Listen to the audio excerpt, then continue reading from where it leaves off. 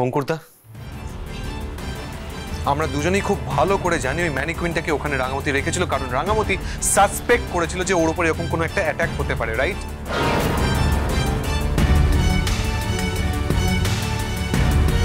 আর ওই ম্যানিকুইনের উপর তীর চলা দেখে আমি নিশ্চিত হয়ে গেছি যে এটা একটা কোনো ক্র্যাক শটের কাজ, প্রবাবলি অ্যান অ্যাসাসিন। এবং যে অ্যাসাসিন সে কিন্তু তীরন্দাজিতে একজন দক্ষ ব্যক্তি। রাঙামতিদের একাডেমিতে রাঙামতিকে বাদ দিয়ে কিন্তু নিশা বলে একটি মেয়ে আছে যে রাঙামতির মতনই তীরন্দাজিতে দক্ষ। নিশা রাঙামতির কম্পিটিটর ছিল স্টেট চ্যাম্পিয়নশিপ অবধি। স্টেট চ্যাম্পিয়নশিপে অবশ্য ও এলিমিনেটেড হয়ে যায়। তারপর আসে ইস্টার্ন জোনাল চ্যাম্পিয়নশিপ, যেটার জন্য একমাত্র রাঙামতি সিলেক্টেড হয়। কিন্তু সেটা পরের কথা। তার আগে নিশার কাছে কিন্তু অনেক অপরচুনিটিস ছিল, অনেক রাস্তা ছিল, অনেক সুযোগ ছিল রাঙামতিকে এলিমিনেট করে দেওয়ার, সরিয়ে দেওয়ার, মেরে দেওয়ার। কিন্তু নিশা সেটা করেনি। আরেকটা ইন্টারেস্টিং জিনিস হচ্ছে, নিশা যদি টুর্নামেন্টটা দেখতেই গিয়ে থাকে তাহলে অডিয়েন্সে থাকতো, আমি ওকে দেখতে পেতাম, কিন্তু আমি ওকে দেখতে পাইনি। এবার অঙ্কুরদার কথাই আমি যদি ধরি, তাহলে নিশাই এই তীরটা চালিয়েছে। আর নিশা যদি এই তীরটা চালিয়ে থাকে তাহলে সব থেকে বড় প্রশ্ন হলো কেন, কেন এই কাজটা করেছে, এটার মোটিভেশনটা কি? তার মানে ওকে কেউ ফোর্স করেছে?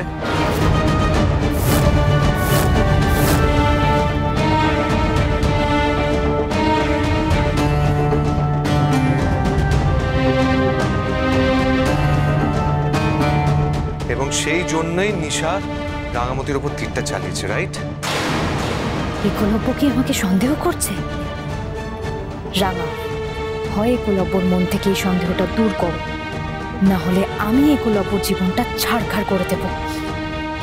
একলব্যকে আমি না পেলে তুমিও ওকে পাবে না রাঙা। দিদি ভাই, কি বলছে গো দিদি ভাই? এই সবই কিছুর পেছনে আহিরির হাত আছে নাকি? হ্যাঁ, মানে আহিরি নিশাকে দিয়ে রাঙাকে মারতে চেয়েছিল? দাঁড়া না, তো কথা বলিস কেন বলতো? একটু শুনতে দে। আহিরিকে আমরা বোকা ভাবছি, এদিকে আহিরি মনে হয় আমাদের উপর দিয়ে খেলছে। ব্যাপারটা আমাকে বুঝতে দে, দাঁড়া, চুপ কর। সেটাই হবে হয়তো, না হলে অঙ্কুর আহিরির নাম নেবে কাই কি? তুই শুধু শুধুই আকাশ পাতাল ভাবছিস সুরন বাবু, একটা ভুল বোঝাবুঝি হয়েছিল বলে। তুমি চুপ, আমি তোমাকে জিজ্ঞেস করিনি। অঙ্কুরদা, অঙ্কুরদা, তুমি কেন আহিরি আর নিশার নামটা নিয়েছিলে? আমার কিন্তু স্পষ্ট মনে আছে যে তুমি আমায় বলেছিলে যে রাঙামতি আহিরিকে ফলো করতে বলেছিল, তার মানে আহিরি সেই মুহূর্তে ওখানে প্রেজেন্ট ছিল, রাইট?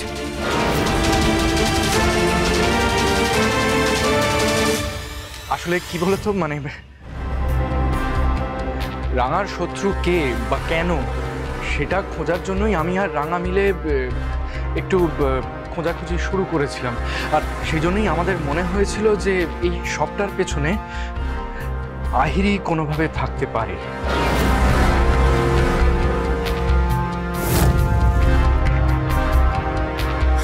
হ্যাঁ, আমারও এই কথাটা মনে হয়েছিল।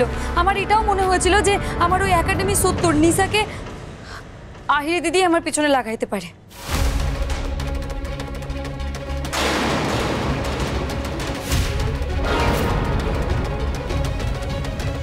হোয়াট? আহিরি?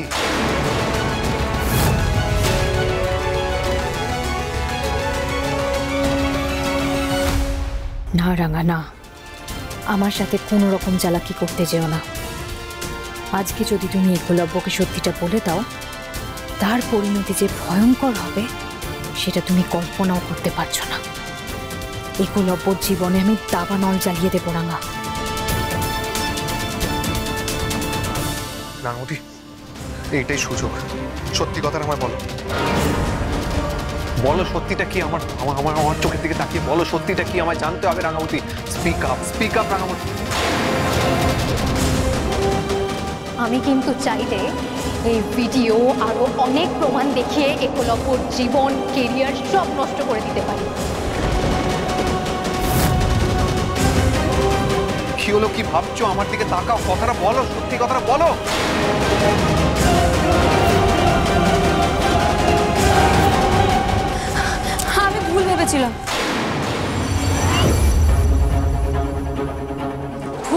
হয়েছিল আমার। আমি ভেবেছিলাম আহিরি দিদি আর নিশা মিলে হয়তো আমাকে মারবার চেষ্টাটা করছে, কিন্তু ওরা কিছু করে নাই, অন্য কেউ করেছে। হ্যাঁ একলব্য, এক্স্যাক্টলি তাই। আসলে কি বলতো, আমি ধরেই নিয়েছিলাম যে আহিরি আর নিশা মিলেই এই পুরো কাজটা করেছে, কিন্তু হঠাৎ করে কেউ একজন আমাকে পেছন থেকে মাথায় মারার পরেই আমি পড়ে যাই। তারপর আমাকে গাড়িতে তুলে দেওয়া হয়। তারপর তুমি যখন আমাকে রেস্কিউ করলে, তারপরে আমার সত্যি মাথা কাজ করছিল না, আর সেই জন্য তখন আমার ওই দুটো নামই মাথায় এসছে। কিন্তু আমি সত্যি আহিরিকে সেখানে দেখিনি।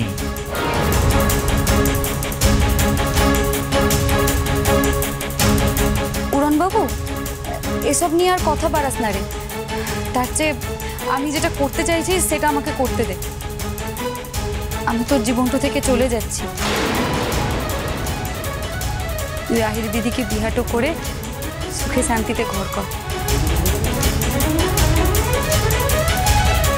এবার আমাকে এই বাড়িটা থেকে চলে যেতে হবে, আর কারোর কোনো কথাই আমি শুনবো না।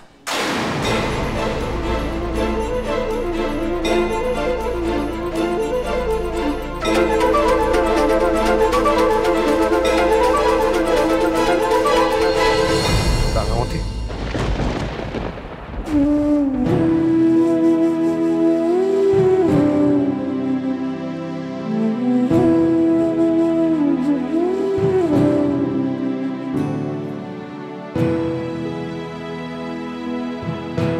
ইদানিং আমি খেয়াল করছি যে তুমি আমার কাছ থেকে অনেক কিছুই গোপন করে যাচ্ছ। এটা আমি তোমার কাছে আশা করিনি, আর এটার জন্য আমি তোমাকে কোনোদিনও ক্ষমা করব না।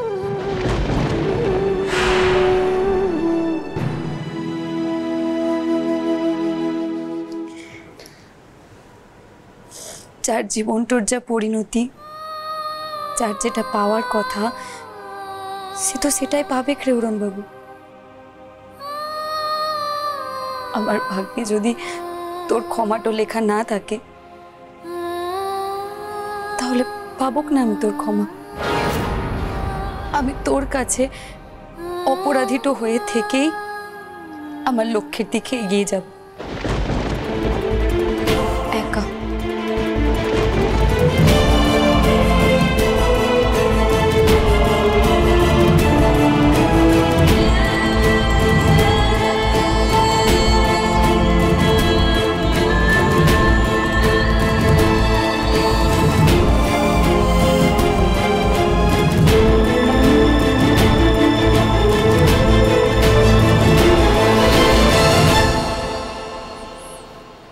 তুমি বলেছো, রাঙামতি বলেছে,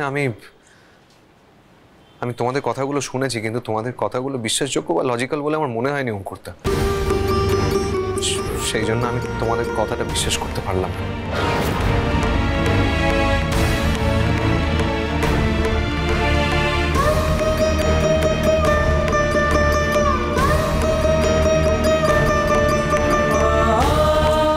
আমি তোমাকে ক্লিয়ারলি একটা কথা বলতে চাই আগে।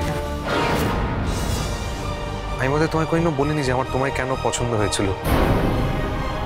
তোমার সঙ্গে প্রথম দেখা হয়েছিল না, আমি তোমার চোখের মধ্যে একটা অদ্ভুত স্পার্ক দেখতে পেয়েছিলাম, একটা সিম্পলিসিটি খুঁজে পেয়েছিলাম, একটা প্রাণোচ্ছ্বাস ব্যাপার খুঁজে পেয়েছিলাম। এই জন্য তোমাকে আমার পছন্দ হয়েছিল। কিন্তু যেদিন থেকে তুমি আমার না বলে ফ্ল্যাটটা কিনলে, অত টাকা দিয়ে দামি আসবাবপত্র দিয়ে ইন্টেরিয়র করলে, যেদিন তুমি আমাকে না জানিয়ে ওই হোটেলের রুমটা বুক করলে, রাত কাটানোর প্ল্যান করলে, সেদিন থেকে না আমি এই আহিরিকে আর চিনতে পারছি। এই মানুষটাকে চিনতে পারছি না। রাঙামতি।